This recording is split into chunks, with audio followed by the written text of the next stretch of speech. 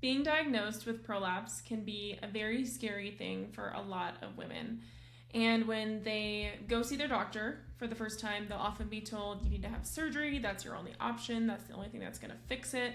When in reality, there are so many other things that you can do, and actually doing pelvic floor PT can be more beneficial than having surgery in the end. Unfortunately, with surgery, the failure rate after 5 years is 60%.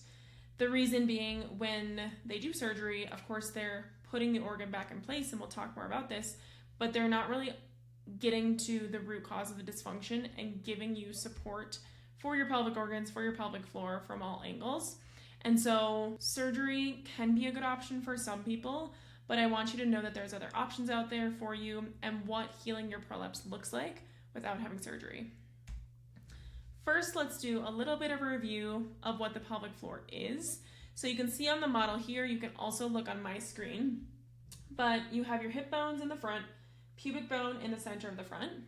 In the back, you have your lumbar spine. This is your L4, your L5, your sacrum, and then your tailbone at the bottom. But within those bony structures, we have a group of muscles called our pelvic floor muscles. You can see that they form a bowl or a hammock at the bottom of your pelvis, and they play 5 major functions that you can see here on the screen.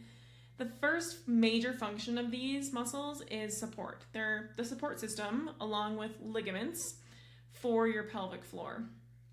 I put the organs in my pelvic model today, and you can see here how the pelvis holds the bladder, the uterus, and the rectum through here. There's also a bunch of nerves, other structures that are sitting within the pelvis.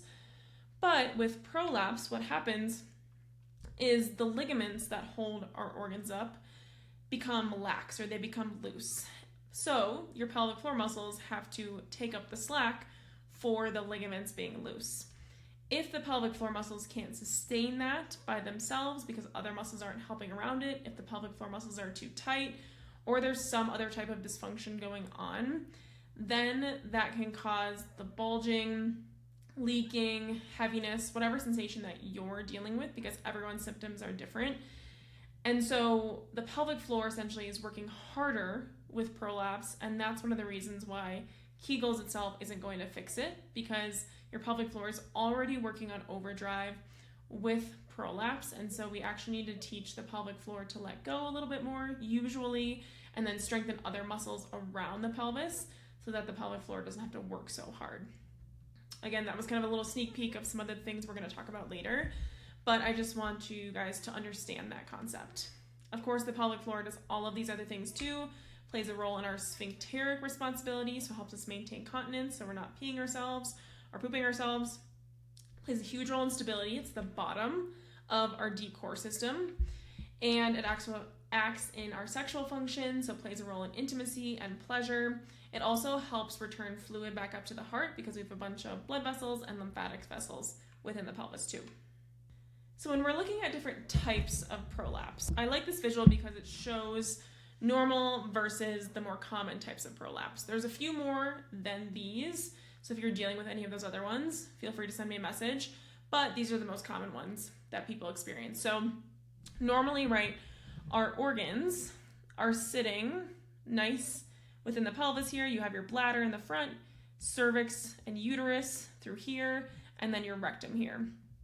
When someone is diagnosed with a cystocele, and that is the most common form of a prolapse, that is when your bladder is prolapsed in towards the vaginal wall, which means that the bladder is pressing inwards on the vaginal wall, which will cause the bladder to quote unquote go inwards and then maybe start to drop downwards depending on your grade of prolapse. With a rectocele, the opposite happens. So your rectum is in the back and your rectum starts to push inwards towards the posterior wall of the vagina, and that can, same thing, cause bulging, heaviness, any of those types of sensations. And then a uterine prolapse is essentially when the uterus collapses downwards on itself, so you have more of a bulging that's going straight down versus from the front and from the back. So those are the most common types of prolapse. Again, there are some other ones, but these are the ones that most people will often experience if you've been diagnosed with prolapse. There are different grades of prolapse. So grade 1 is the lowest grade of prolapse, meaning that your organ, whether it's your bladder, rectum, uterus, or a different organ, isn't sitting very low within the vaginal vault or another structure, versus if you have a grade 4, then that prolapse is sitting quite a bit lower, so it's more severe. So there's that scale. One thing with prolapse grades is that there is always a range for people throughout the day too. So for example, in the morning when you wake up, you've been sleeping horizontally all day, gravity hasn't been taking a toll on your body, so you might have a grade 1 prolapse. But at the end of the day, you've been on your feet a lot, you've been playing with your kids, you've been weightlifting at the gym, you might be experiencing more of a grade 2 prolapse at that time. So prolapse is very fluid, and it's important that we treat your body in a way that is treating you in the time where you have the most symptomatic symptoms. So for example, if you're someone who gets a lot of symptoms in standing, of course, starting with exercises that are laying down can be helpful to connect with certain muscle groups, but you have to be training your body in standing to really improve your symptoms, your prolapse, with gravity. I mentioned earlier how your pelvic floor is the bottom of your deep core here. However, our pelvic floor doesn't work by itself, so it works in a system. Above the pelvic floor, you can see your diaphragm, which is the top of our deep core. Then you have what we call your transverse abdominis. It's a horizontal muscle, it kind of acts like a corset that runs from your pubic bone, your spine in the back, and then your sternum in the front, all the way around. So that's very supportive for your spine and pelvis as well. And then little muscles in our back called your multifidi muscles. But those 4 muscle groups essentially form a canister around your spine, around your pelvis, around your hips to give you support. This is why Kegels aren't going to be the end all be all, because if these 4 muscle groups aren't working together and you're only strengthening the bottom part of the core, then we're not getting that good strength or that coordination and that continuity between the upper musculature. So we have to train these in a system.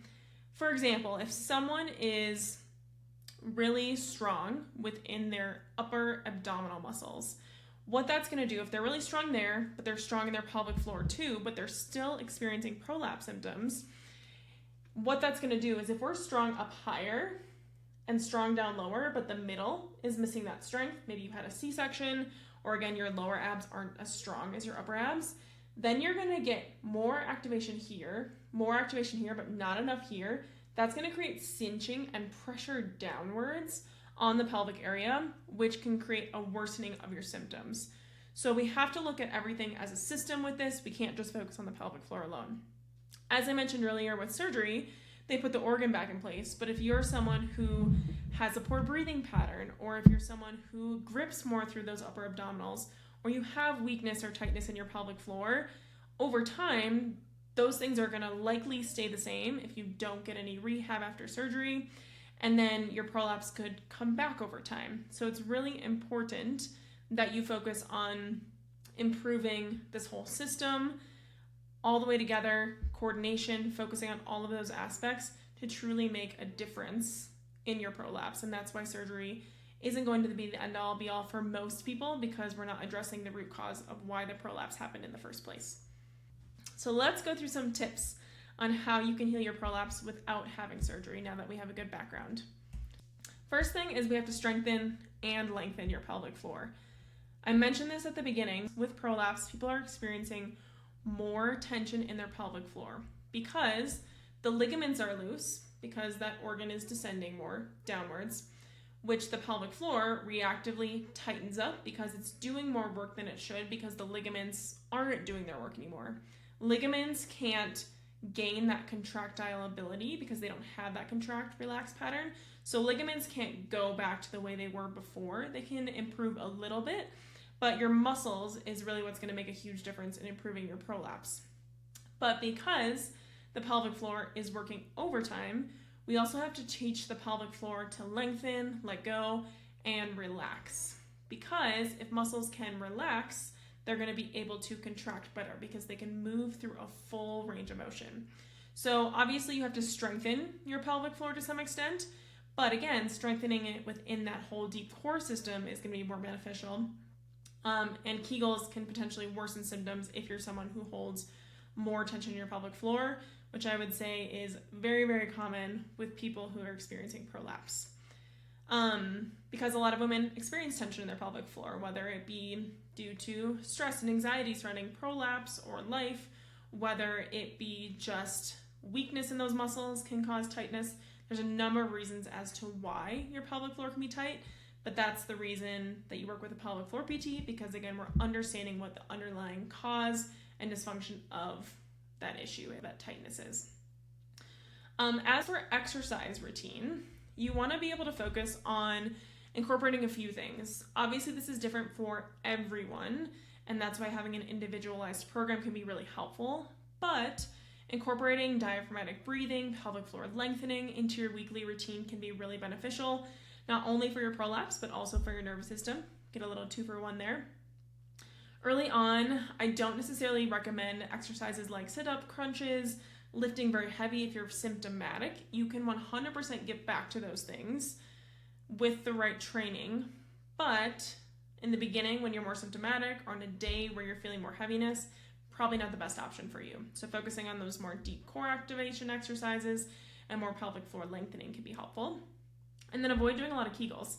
You don't need to be doing 50 to 100 Kegels per day. Being able to do a Kegel is important because it's important that we can activate those muscles correctly. But again, it's not going to be the end all be all.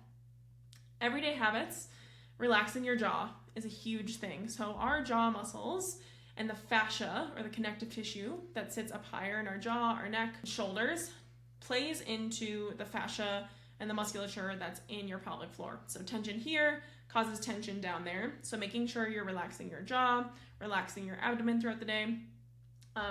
Like I mentioned earlier, with avoiding sucking in your stomach, because all of that, again, can help your pelvic floor relax and not have it get so tense.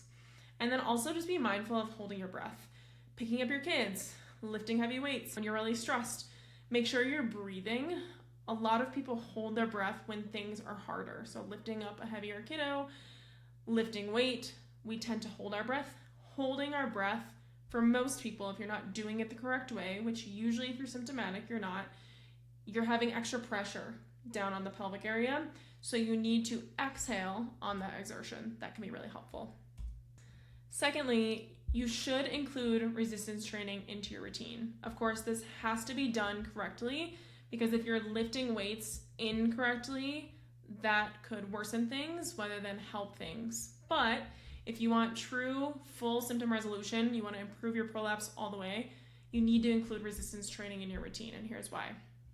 Because weakness in the hips, the back, the core, even the feet could be making your prolapse worse. I mentioned earlier how if your pelvic floor is doing a lot of work, which is usually true with prolapse, then we have to get other muscles to work harder or to do a better job at keeping you strong, so your pelvic floor doesn't have to work so hard.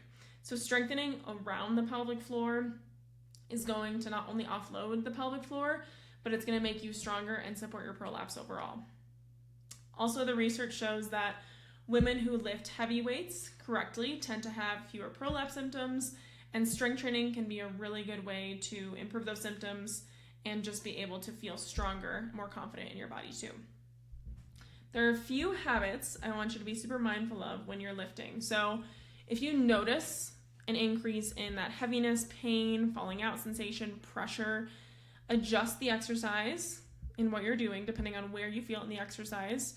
Maybe decrease the weight you're using, draw your brain back to how you're breathing when you're exercising, because all of those things could be a reason why your body's not responding well to the resistance training.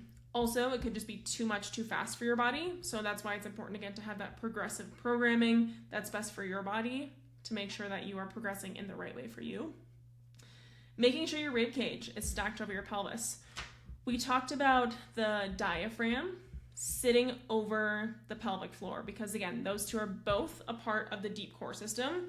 So if our rib cage, which is where your diaphragm is sitting over your pelvis, which is where your pelvic floor is, then these two can function better together. So if you're breathing correctly as you're lifting, your body is stacked. That's going to allow your pelvic floor to lengthen and activate in a better way. So stacking your rib cage over your pelvis is a great way to kind of automatically have that happen a little bit more naturally. Exhale during the effortful part of exercise. We mentioned this earlier, but when we exhale, our diaphragm goes upwards because our air is going out of our lungs, and our pelvic floor goes back up, so you're getting more support as you exhale. So exhaling on the effort can be very beneficial, especially if you're symptomatic. And then, of course, consulting with a pelvic floor PT to kind of progressively understand which exercises are best for you and to get you into a good resistance training program is going to be important. If you have questions about your situation specifically, feel free to reach out to me. Third, you need to learn to manage pressure correctly. I mentioned this a little bit earlier with the deep core system, but if you look at this picture over here, this talks about that deep core system again. So you can see diaphragm on the top, pelvic floor on the bottom, back muscles, abdominal muscles through here. When we breathe in, our diaphragm goes downwards, pelvic floor goes downwards. When we exhale, opposite happens. Diaphragm goes upwards, pelvic floor goes upwards. So that goes back to that exhaling on the effort, inhaling on the relaxation. Things like lifting heavy, things like throwing up, coughing, etc., tend to put more pressure downwards on the pelvic floor, which can exacerbate prolapse symptoms. A lot of times people will tell me I was chronically sick for a few days, so my heaviness got worse. Or I was lifting really heavy at the gym, jumping a lot, and my heaviness got worse. That's likely because you're not managing that pressure in a good way. So by working on strengthening, coordinating these muscle groups within that deep core system can help you to learn to manage your pressure correctly, along with breathing the best way. So that goes back to breath holding, or holding your breath is going to increase pressure downwards. So finding ways to exhale on the effort can be a lot more beneficial, unless you're someone who lifts heavy weight and it's really beneficial to hold your breath as you lift for that brace. That can be a positive thing if you're doing it correctly. I wouldn't recommend that if you're symptomatic, but with the right training, the right exercises, you can get back to that breathe and brace breath holding strategy. For most people, exhaling on the effort though can still be the best. A few tips that I want to give you is always focusing on exhaling as you're lifting something heavy, whether it be you're at the gym, whether it be your kids, maybe you're picking up a heavy box. Exhaling as you pick it up, especially on the initial pickup motion, you want to make sure you're breathing out. Avoiding straining when you're constipated. Same thing that I talked about with the breath holding when heavy lifting occurs when you're straining. So if you have chronic constipation, that is likely contributing to your prolapse. So if you are straining to go to the bathroom repetitively, that's automatically increasing that pressure because you're putting that pressure downwards on your pelvic floor. So you want to avoid that, making sure you're eating whole foods, intaking fiber, get a squatty potty, work with a pelvic floor PT to help with that constipation. If you're pregnant and you are dealing with a prolapse, or you're feeling heaviness, or if you want to avoid being diagnosed with prolapse in the future, learning proper pushing techniques and positioning and exercises throughout your pregnancy and postpartum can be a great way to be proactive about these things. Also, optimizing your deep core system to improve proper pressure management. So breathing correctly, getting those abdominal muscles to fire correctly, your pelvic floor is doing the right thing, etc., is a great way to just help with this system overall. And lastly, you have to address your lifestyle too. Exercise on its own isn't going to be the end-all be-all, kind of like Kegels, to improve your prolapse symptoms. Things like stress, that's going to cause more tension in your pelvic floor, cause your prolapse to be worse. Sleep, if you're not sleeping enough, which I know is so common, especially if you have kids, that can also negatively impact it. What you're eating can play a role into that constipation, inflammation in your body. So that all can impact your prolapse. So you have to make sure you're addressing these things, obviously long term, but especially when you're focusing on the bulk of improving your prolapse to be able to improve it as much as you would like to and to make a true difference in your symptoms. Things like taking a walk during the day to clear your stress, clear your mind, can be really beneficial. Exercising regularly, even if it's just 10 to 15 minutes, I know a lot of you have little ones at home, so prioritizing you for a short period of time can make a big difference. Sticking to an 80-20% rule when it comes to your diet, focusing on unprocessed whole foods, things that are going to make your body and your bowels happy, will be best for your prolapse long term. Finding ways to manage stress is going to be important, whether that outlet is therapy for you, whether it's music, whether it's exercise, whether it's reading. Find those things that make you happy, because again, that's going to make you all around less stressed, which is going to positively impact your body. Stay hydrated, and then monitor your hormones too. Just because your symptoms get worse when you are on your cycle doesn't mean that you can't have a cycle without having symptoms.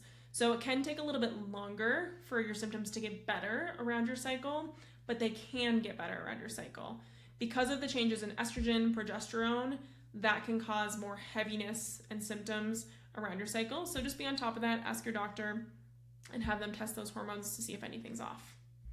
Last thing I want to do is I just want to walk through a few myths that I hear in regards to prolapse and talk you guys through those. So one thing that people ask me all the time is, can I have another kid with a prolapse? Or they're fearful because they don't want to have more babies with prolapse. I've worked with so many clients who have had 1 or 2 kids and they want more kids, but they're nervous because of the heaviness that they feel when they're not pregnant. And the answer is, you can have more babies with prolapse.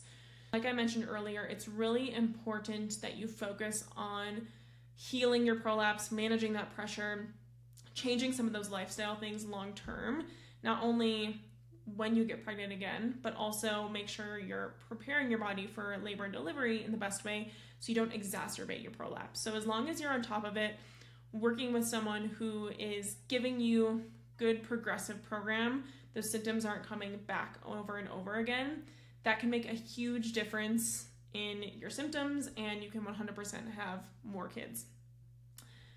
The second thing I often hear is that people will say that if you have a grade 4 prolapse, your symptoms are terrible. Once you have a grade 1 prolapse, your symptoms, you barely even notice that you have a prolapse, which isn't always true.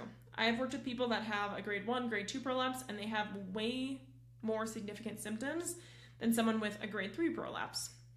So your symptoms don't always correlate with your grade. If you've been told by your doctor, I don't see anything, or it's only a grade 1, you don't need to do anything about it, but you're still feeling symptoms, you should still go work with a pelvic floor PT, focus on strengthening, coordinating your muscles together, because over time that could get worse, and also what you're feeling may not always correlate with a grade, but how you're feeling can definitely affect you as a person. C-sections prevent prolapse. That is 100% false. I cannot tell you how many times I've worked with women who've had C-sections and they have prolapse, whether it be they've had only C-sections or they've had a C-section and a VBAC, or vice versa. If you've had a C-section, that still impacts that deep core system. They're cutting through 7 layers of abdominal tissue. You carried a baby for 9 months, so that's still putting pressure on your pelvic organs, pressure on your pelvic floor. And a lot of women that experience C-sections may or may not still push for a period of time. So they've still been putting that pressure throughout labor and delivery. So it's really important that if you're feeling heaviness and you've had a C-section and you think, it's probably nothing, it still could be something because your body was still impacted. Or if you're working on a birth plan and you feel like C-section versus vaginal delivery and risk with prolapse, know that there isn't necessarily a best way to prevent that, as long as you are, again, learning those good strategies for labor and delivery to help prevent prolapse. That's where you're going to benefit the most. Running is off limits with prolapse, or jumping. That's not true either. If you have prolapse, you can 100% run and jump again with the right progressive exercise program. You don't necessarily want to push through jumping and running if you're constantly symptomatic. You want to work your way up towards that, again, with that right progressive plan, but you can definitely 100% get back to that. Having hysterectomy will fix your prolapse. That is absolutely not true.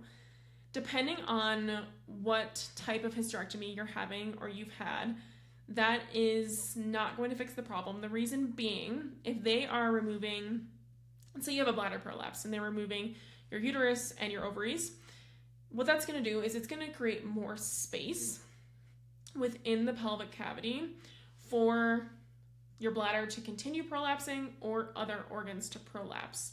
So people who've had a uterine prolapse and then have their uterus removed, they can still have a cervix prolapse because there's still that weakness there. So kind of goes back to that surgery concept of making sure you're healing your body best after surgery. If a hysterectomy is what you choose to do, just make sure you're rehabbing your body appropriately afterwards. Sex will make my prolapse worse is another big one I hear. A lot of people are fearful to have intercourse with a prolapse, but I've actually had people say that their partners enjoy intercourse more with prolapse because there's actually more tissue there, so that could be the case for you. But also having sex will not make your prolapse worse, so that's not something you have to worry about. And then I shouldn't lift heavy weights with prolapse. We've already talked about this one, but resistance training can be really beneficial if you're dealing with prolapse, as long as you're doing it the correct way. So lifting heavy weights is not bad for prolapse, but again, making sure that your body is in the right place to lift heavy weights and that you're doing it correctly is the key. I know everyone's situation can be different. I'm sure you have more questions about your situation specifically, so message me with anything that's popped up, whether it be a question or concern. You can feel free to message me on here, or you can message me on Instagram, and I'm happy to give you any feedback that I have.